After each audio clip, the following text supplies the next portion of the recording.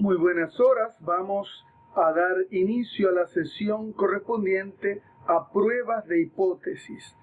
La prueba de hipótesis es una poderosa herramienta estadística para determinar que un supuesto acerca de una población pueda ser aceptado como cierto o simplemente no tengamos pruebas estadísticas, no tengamos evidencias estadísticas para poder rechazar lo que se cree hasta ese momento.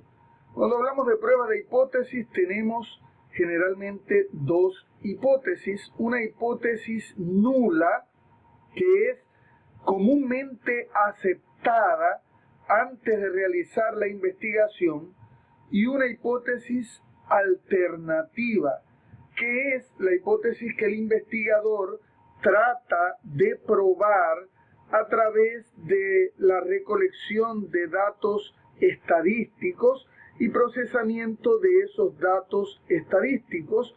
Por supuesto, los elementos que van a determinar básicamente si esa hipótesis alternativa es aceptada o no es el tipo de parámetro que se esté tratando de probar. A veces queremos probar que la media de la población supera un valor dado.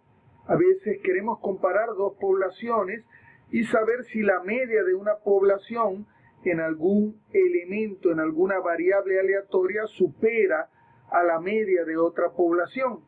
Por ejemplo, podemos suponer que el ingreso de los caballeros en una empresa en promedio superan al ingreso de las damas. Eso es tal vez producto de políticas que todavía no se han totalmente ajustado de igualdad, pero alguien puede suponer que en promedio los sueldos de los hombres son mayores que los sueldos de las mujeres. Tendríamos dos poblaciones: la población de todos los hombres trabajadores, la población de todas las mujeres trabajadoras, y podríamos tratar de llevar adelante una prueba de hipótesis para comparar el sueldo promedio de hombres y mujeres.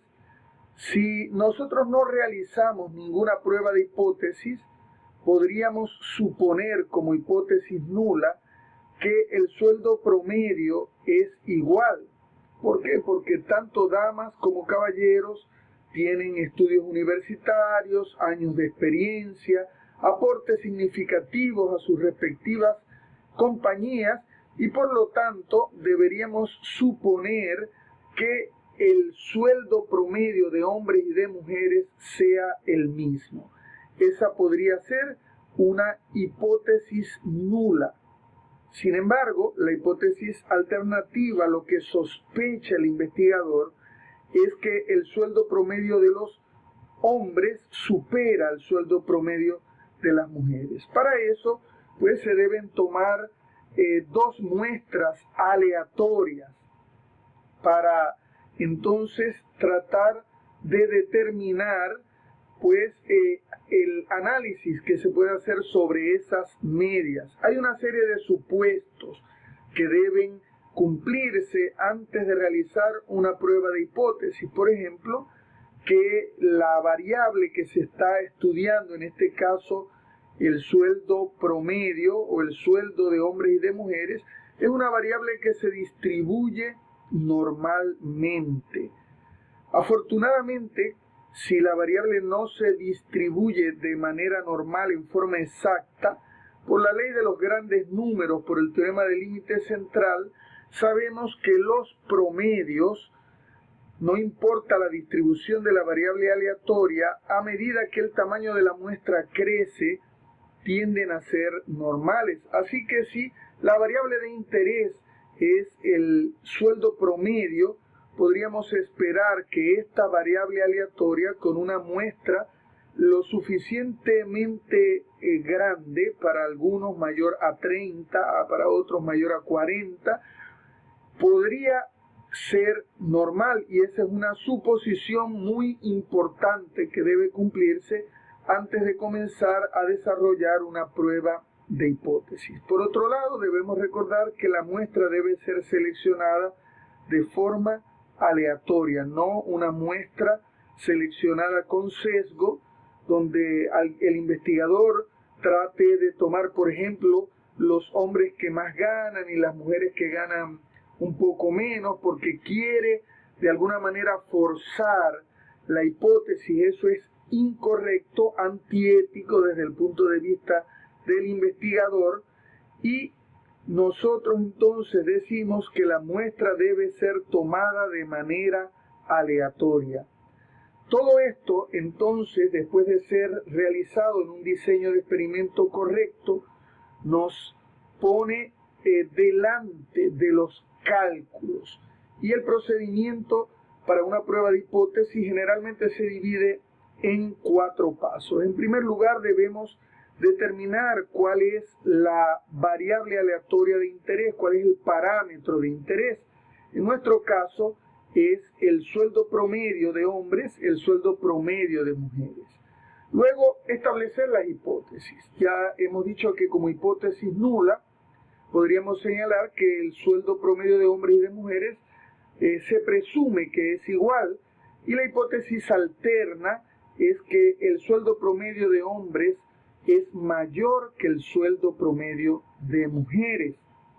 Asimismo, después de haber establecido las hipótesis, debemos seleccionar cuál es la prueba que pues más se ajusta a la situación.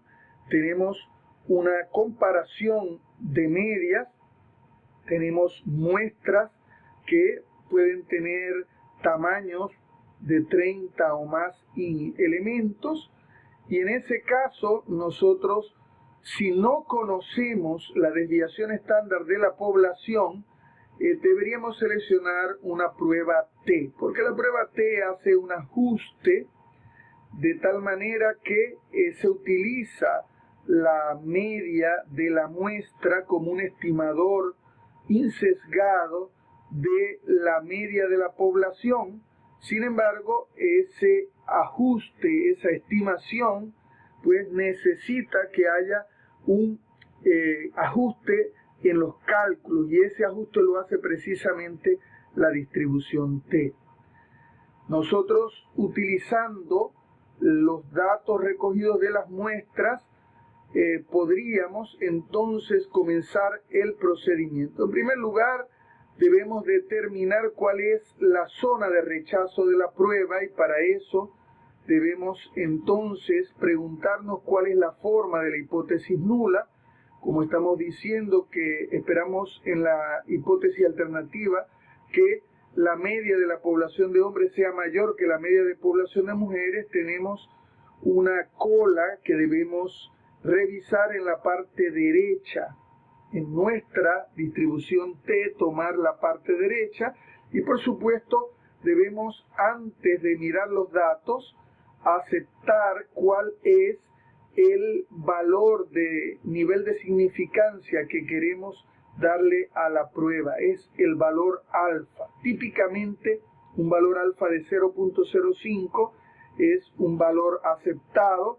Allí, utilizando la distribución T y la tabla T, nosotros podemos determinar cuál es el valor crítico a partir del cual comienza la región de rechazo, y luego de tener definido ese valor crítico en la región de rechazo, el siguiente paso es calcular el estadístico de prueba.